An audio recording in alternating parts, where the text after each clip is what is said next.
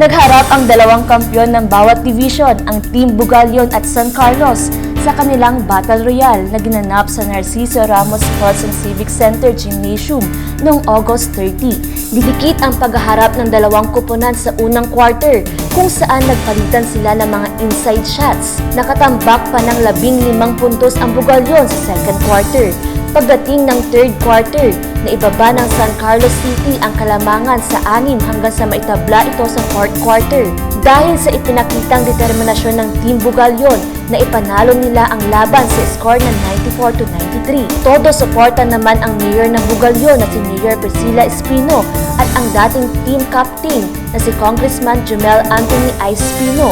Sa volleyball game naman, nagharap ang Team Bayambang at Labrador para sa overall championship.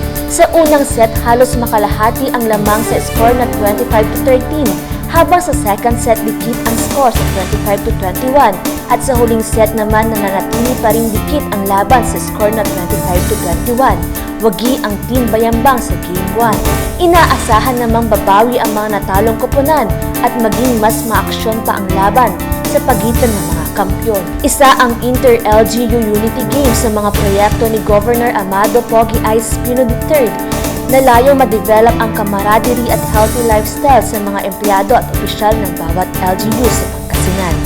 Liza Ferrer para sa Capital News TV.